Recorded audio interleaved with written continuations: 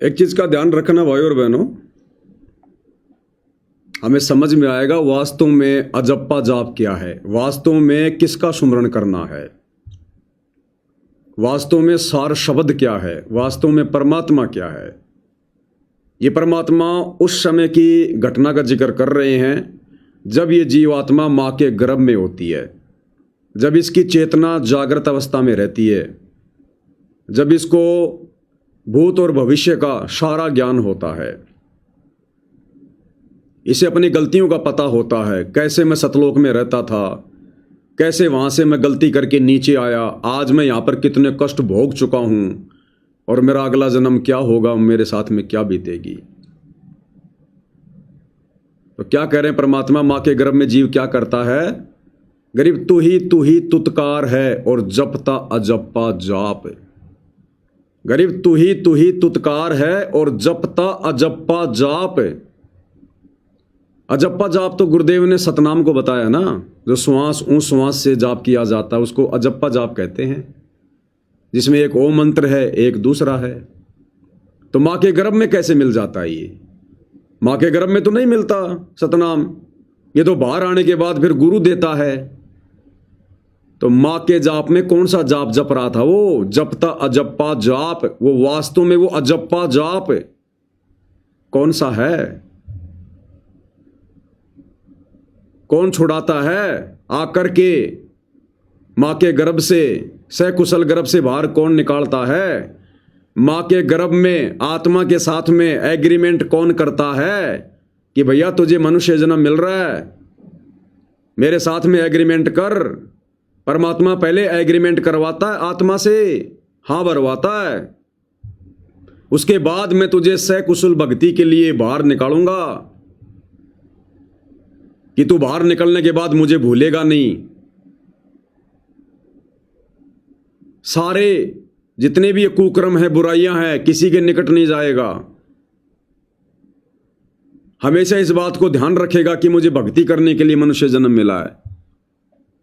तो परमात्मा जी माँ के गर्भ में हम सभी आत्माओं से एग्रीमेंट करवाते हैं, जिन जिनको मनुष्य जन्म मिलता है, स्त्री या पुरुष का।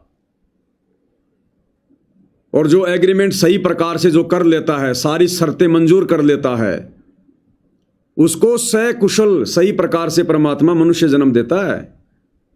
और एक आध जो नालायक होते हैं ना, जो माँ के गर्भ में भी ज्यादा ध्यान नहीं देते, फिर उनकी गर्भ में मृत्यु होती है। कोई मानसिक रूप से विकलांग पैदा होता है। तो आत्मा किसके साथ एग्रीमेंट करती है? परमात्मा के साथ। कौन परमात्मा? कबीर। कौन कबीर? सतगुरु रामपाल जी। आप और हम मां के गर्भ में किसका जाप कर रहे थे? मां के गर्भ में तो हमें सतनाम नहीं था, प्रथम नाम नहीं था, सार नाम नहीं था। हम ररंकार धुन लगा रहे थे। किसका सुमरण कर रहे थे भाई? किसका जाप कर रहे थे? जाप यानी पुकारना। किसको पुकार रहे थे? सतगुरु रामपाल जी को। क्योंकि मां के गर्भ में हमें पता था कि हमारा असली बाप कौन है, हम कहां रहा करते थे, कौन सी गलती कर दी जिस कारण से हम यहां आ गए। हम उस परमात्मा को याद करते हैं। वो ये परमेश्वर, हमें पता चल जाता कि हमने कितने जन्म बर्बाद कर दिए इनके शरण में आकर भी। फिर हम विशेष कशक के साथ में, क्योंकि हमारे ऊपर को पैर होते हैं, नीचे को सिर होता है, भयंकर पीड़ा होती है, नरक कुंड होता है, वो सांस लेना भी दूभर होता है। जैसे किसी आदमी को बोरी में डाल के ऊपर को पैर नीचे को सिर करके बोरी में पैक करके गर्मी के महीने में, और किसी पेड़ के टांग दिया जाए, बाहर से मारे जाए लठ, चाहे मुंह के लगो चाहे कहीं लगो, ये पीड़ा 9 महीने उस माँ के गर्भ में हम भोगते हैं। फिर उस समय हमें सारी गलतियां याद आ जाती है, हमारे को सारी यहां भर लेते हैं, हाँ साहब ये गलती मैंने कर दी, आगे से नहीं करूंगा, मुझे बख्श दो बख्श दो। तो माँ के गर्भ में तो वैसे ही सब कुछ परमात्मा ज्ञान ध्यान आत्मा का खोल के रखता है। सतलोक से लेकर वर्तमान तक के सारे जीवन याद रहते हैं। फिर हम अपने गुरुदेव भगवान को याद करते हैं, अपने असली कबीर को, अपने गुरु जी को, सतगुरु रामपाल जी को। ये परमात्मा फिर वहां आता हमारी पुकार सुन के, फिर हमारे से एग्रीमेंट करता कि बोल, अगर बाहर निकल के भक्ति करे जब तो तेरे को निकालूं यहां से, नहीं तो ये सजा भोग। फिर हम सारी बातें मान लेते हैं। हे गुरुदेव भगवान दया करना, आप मुझे मिलना, हे मालिक मैं तो भूल जाऊंगा बाहर निकलते ही, हे परमात्मा आप ही याद दिलाओगे मुझे, आकर आप ही भक्ति करवाओगे, मैं फिर आप ही की भक्ति करूंगा।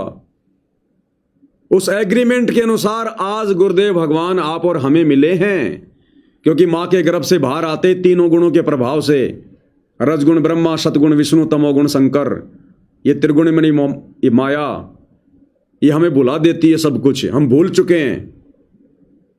अब गुरुदेव ने आकर फिर रजा बख्शी, फिर दया बख्शी, और आज हमें ये तत्व ज्ञान देकर, सृष्टि रचना सुनाकर, ये सारी बातें सुनाकर, भाई थे ऊपर न पैर तले न सिर तेरा, रोए था के भजन करूंगा हर तेरा।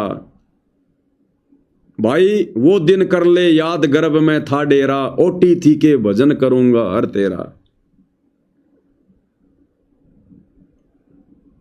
ये सारी बातें आज गुरुजी हमें याद दिला रहे हैं कि मां के गर्भ में तूने मेरे साथ में क्या एग्रीमेंट किया था, आज क्या हो गया।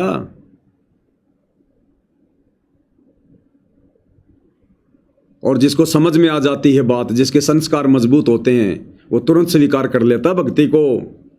इसलिए गुरुजी कहते हैं ज्ञानकार गाम का चमका सा होता है।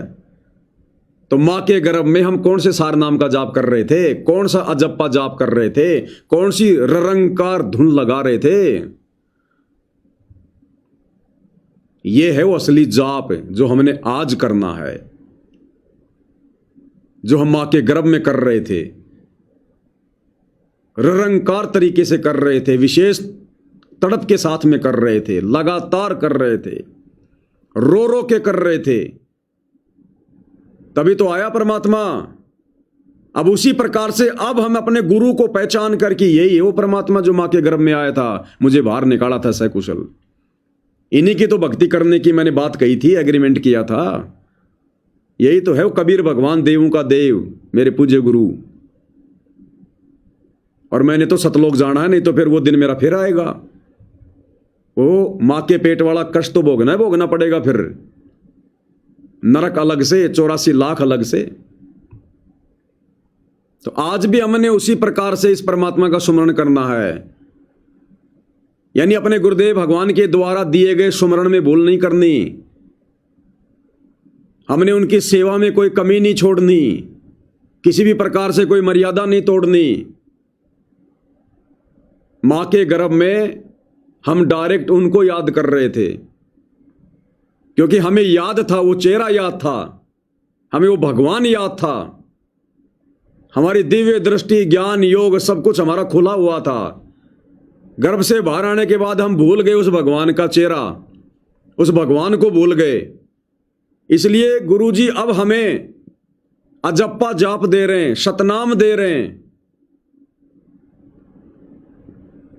हमारे अच्छे शुभ कर्म बनवाने के लिए हमें ये तरह तरह की भक्ति विधि बता रहे हैं। भोग लगाने की विधि, आरती करने की विधि, सतगुरु की सेवा करने की विधि, चरणामृत की विधि। आज हम इस भक्ति जो क्रिया है, इनको करके अपने गुरु को याद करेंगे।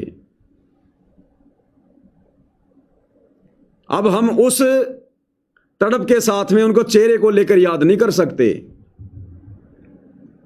क्योंकि आज हमें केवल ज्ञान से इतना तो पता चल गया कि सतगुरु रामपाल जी ही जो है वो कबीर भगवान है, लेकिन आत्मा फिर भी पूरी तरह से ये मान नहीं पा रही है,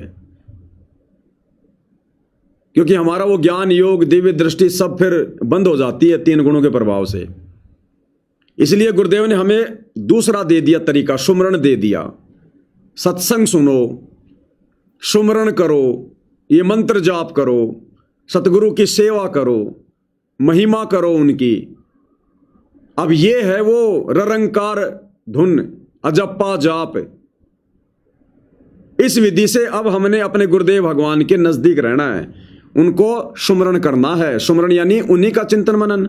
आरती करेंगे तो गुरुजी की, गुरुजी का सुमरण हो रहा है, गुरुजी का चिंतन हो रहा है। भोग लगाएंगे तो गुरुजी को, आरती उतारेंगे तो गुरुजी की, शरणामृत बनाकर पिएंगे तो गुरुजी का, महिमा करेंगे तो गुरुजी की। तो गुरुजी का ही सुमरण हो रहा है, भगवान का ही चिंतन मनन हो रहा है। ये मर्यादा तोड़ेंगे नहीं, अगर मर्यादा तोड़ दी तो फिर बात बिगड़ जाएगी, फिर वो जपा जाप किसी काम का नहीं। तो असल में वो सार शब्द, वो शब्द स्वरूपी राम हमारे गुरुदेव भगवान हैं। भाई और बहनों, हम नित्य नियम करते हैं रोज। अब नित्य नियम में जो